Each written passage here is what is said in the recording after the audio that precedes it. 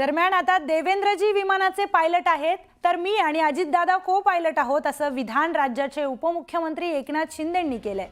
अमरावती विमानतळाचं आज मुख्यमंत्री आणि उपमुख्यमंत्र्यांच्या हस्ते लोकार्पण पार पडलं। यानंतर झालेल्या भाषणात उपमुख्यमंत्री एकनाथ शिंदेंनी हे भाष्य केलं।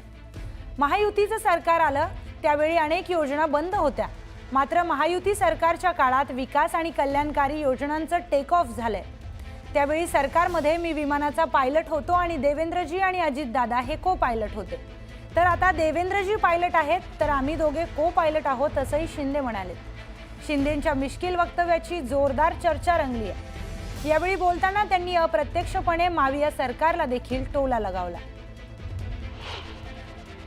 महायुतीचं सरकार आलं त्यावेळेस 2.5 वर्षापूर्वी आपण पाहिलं या महाराष्ट्रामध्ये अनेक प्रकल्प बंद पडले होते, अनेक योजना बंद होत्या, विकास ठप्प होता आणि त्यावेळेस खऱ्या अर्थाने विकास आणि कल्याणकारी योजनांचं टेक ऑफ झालं आणि तेव्हा विमानाचा पायलट मी होतो, देवेंद्रजी आणि अजितदादा को पायलट होते। आता देवेंद्रजी पायलट आहेत, आम्ही दोघं को पायलट आहोत। तर युवा सेनेचे प्रमुख आदित्य ठाकरे यांनी महायुतीवर घणाघाती टीका केली आहे। नाशिकमध्ये निर्धार शिबिरात बोलताना मुख्यमंत्री फडणवीसांवरही त्यांनी हल्लाबोल केलाय। सगळीकडे लाडका कॉन्ट्रॅक्टर ही योजना सुरू असून मुख्यमंत्री आणि गृहमंत्री यांच्याकडून न्याय मागणे हाच सर्वात मोठा गुन्हा आहे असं म्हणत त्यांनी थेट मुख्यमंत्री देवेंद्र फडणवीस यांच्यावर निशाणा साधलाय। स्मार्ट सिटी योजना झाली का पूर्ण? कधीपासून चालू आहे? रस्ते नीट झालेत? पाणी येतं वेळेवर? विजेचं काय? रस्ते खड्डेमुक्त होणार ते झालेत कुठे? एसटीपीचं कॉन्ट्रॅक्ट कोणाला दिलंय? सगळ्याची कॉन्ट्रॅक्ट काढून ठेवलेत। सगळीकडे लाडका कॉन्ट्रॅक्टर ही योजना चालू आहे। आवडत्या कॉन्ट्रॅक्टरची बिलं भरली जात आहेत, बाकीच्यांची थकबाकी आहे। मुंबईत जर आलं तर प्रत्येक रस्ता खोदून ठेवलेला आहे। पुण्यामध्ये रिव्हरफ्रंट डेव्हलपमेंटच्या नावाखाली घोळ घातला जातोय। पण ह्या 100 दिवसामध्ये जसं महिलांवर अत्याचार वाढत गेलेत, ह्या 100 दिवसामध्ये जशी ही लाडकी बहीण योजना बंद झाली तसं बीडचं प्रकरण झालं आणि पहिल्या 100 दिवसामध्ये ह्या सरकारमधून एका मंत्र्याला राजीनामा द्यावा लागला। ही लोकांची ताकद आहे। पण तुम्ही विचार करा की महाराष्ट्र नेमका चाललाय कुठे? परभणीत म्हणतात पोलीस कस्टडीमध्ये हत्या झाली, मारहाण झाली, मृत्यू पडलं, पण अजून देखील मोर्चे काढले तिथे स्थानिकांनी, सगळं काही झालेलं आहे। पण संजय राऊत साहेब अजूनही त्या परिवाराला न्याय मिळालेला नाहीये। महाराष्ट्रामध्ये सामान्य माणसाची हत्या होते, सामान्य माणसाचे बलात्कार होतो, सामान्य माणसाचा खून होतोय, लुटला जातोय। पण ह्या मुख्यमंत्र्यांकडून आणि जे गृहमंत्री आहेत राज्याचे त्यांच्याकडून न्याय अपेक्षित करणं मला वाटतं सर्वात मोठा गुन्हा झालेला आहे। पाहुयात पुढची बातमी। नाशिकच्या काठे गल्ली परिसरात काल रात्री दगडफेकीची घटना घडली आहे। जमावाच्या दगडफेकीत 21 पोलीस कर्मचारी जखमी झालेत। या जखमी पोलिसांची पोलीस आयुक्त संदीप कर्णिक यांनी भेट घेतली।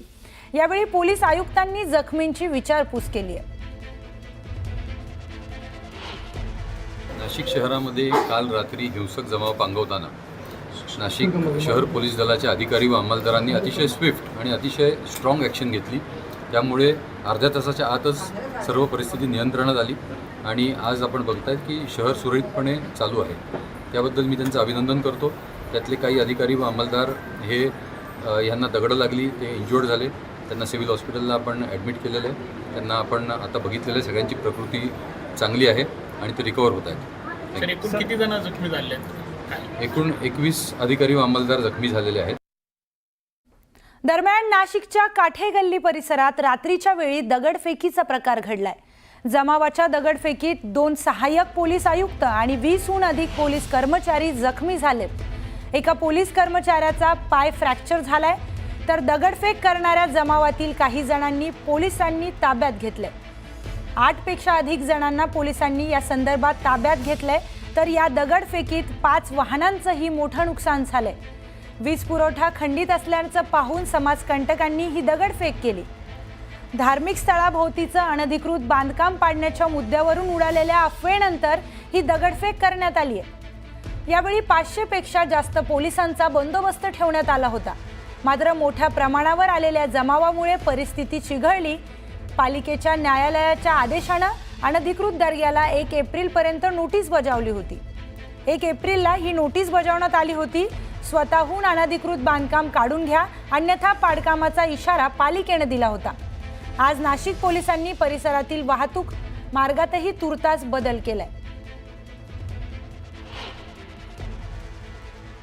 याच वेळी एका दिशेने उस्मानिया चौक येथे एक गुंड लोकांचा जमाव त्या ठिकाणी याला विरोध करण्यासाठी जमला. त्यांना समजवण्यासाठी दर्ग्याचे ट्रस्टी तसेच प्रतिष्ठित नागरिक त्या ठिकाणी गेले. त्यांना देखील जुमानले नाही. पोलीस स्थानिक त्या ठिकाणी जे हजर होते, अधिकारी होते, वरिष्ठ अधिकारी होते, त्यांनी देखील त्यांना समजवण्याचा प्रयत्न केला, परंतु त्यांना देखील त्यांनी ऐकलं नाही. न ऐकून उलट त्यांनी प्रतिष्ठित नागरिक तसेच पोलीस पथकावर दगडफेक केली. दगडफेक करून त्यांनी काही गाड्यांचं नुकसान केलं. त्याबद्दल त्यांना तात्काळ नियंत्रण आणण्यासाठी सौम्य बळाचा वापर करून त्यांना नियंत्रित आणण्यात आलेला आहे. सध्या परिस्थिती पूर्णपणे शांतता आहे.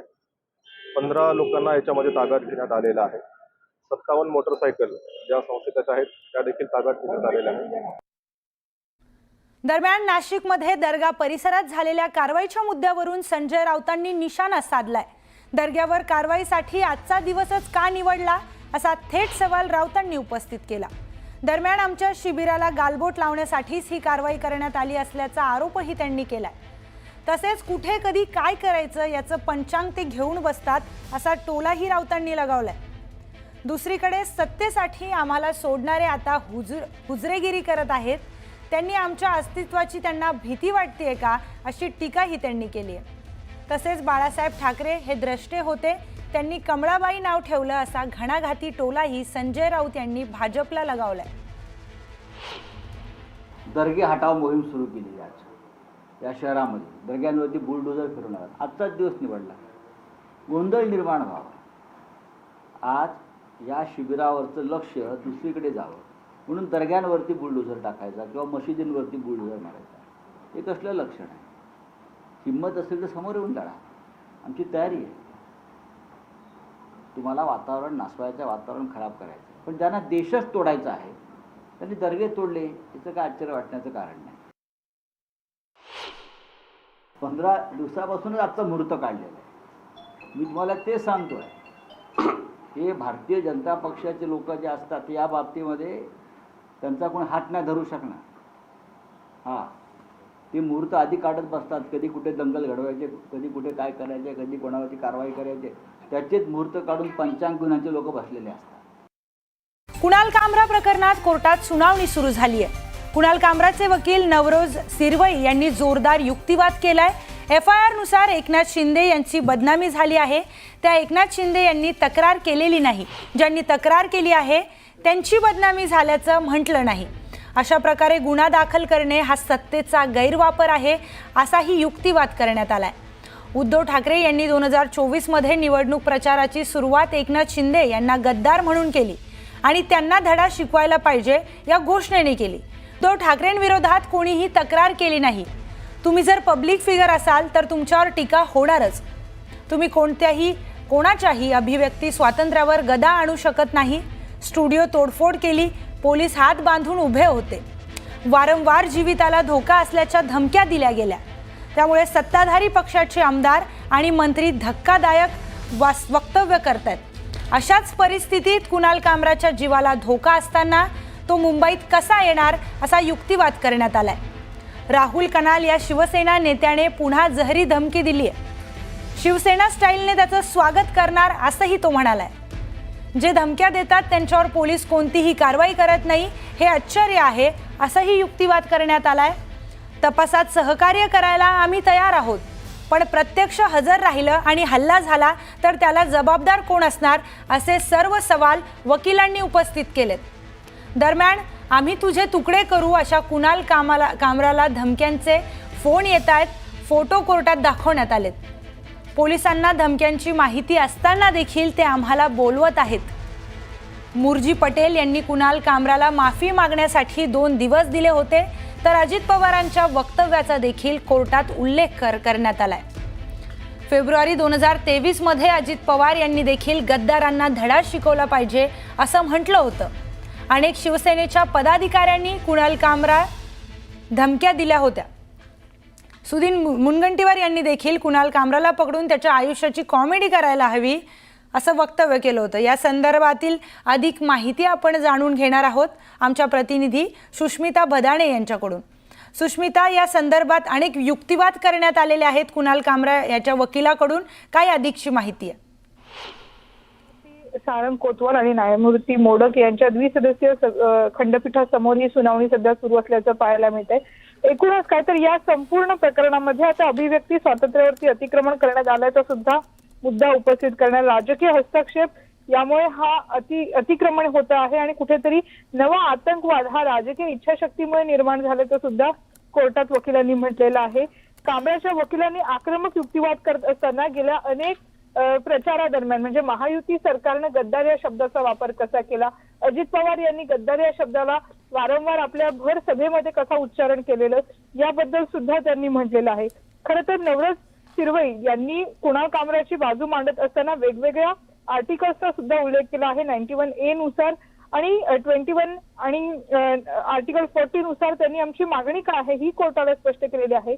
या संपूर्ण प्रकरणामध्ये दोन महत्त्वाचे मुद्दे आहेत, एक तर अभिव्यक्ती स्वातंत्र्य आणि दुसरा मुद्दा म्हणजे ज्या पद्धतीच्या धमक्या सतत कुणाल कामरा याला त्याच्या कॉमेडी शो नंतर देण्यात आलेल्या आहेत, त्यामुळे त्याच्या जीवितास धोका आहे, तो थेट मुंबईत येऊ शकत नाही, व्हिडिओ कॉन्फरन्सिंगद्वारे जबाब नोंदवण्यात यावा नक्कीच सुष्मिता, अशी मागणी करण्यात आलेली आहे। त्यामुळे आत्ताच्या घडीला जर आपण बघितलं तर विविध धमक्यांचे पुरावे हे कोर्टात सादर करण्यात आलेले आहेत। त्याचबरोबर एकनाथ शिंदे यांच्या विरोधात ही तक्रार नोंदवण्यात आली, म्हणजे त्यांनी स्वतः आपल्यावरती अब्रू नुकसानीचा दावा टाकलेला नाही हेही यामध्ये म्हणण्यात आलेलं आहे। आणि ज्या पद्धतीची वक्तव्य करण्यात आलेली आहेत ती अतिशय हास्यास्पद आहेत, म्हणजे काही फोन कॉल्सचा त्यांनी रेफरन्स दिलेला आहे, त्याचबरोबर धमकी देत असताना वापरण्यात आलेल्या शब्दांचा सुद्धा उल्लेख केलेला आहे। नक्कीच सुष्मिता, धन्यवाद आपण दिलेल्या सविस्तर माहितीसाठी। कोर्टात पुढे काय घडतंय याचेही अपडेट आपण सुष्मिता यांच्याकडून घेणार आहोत।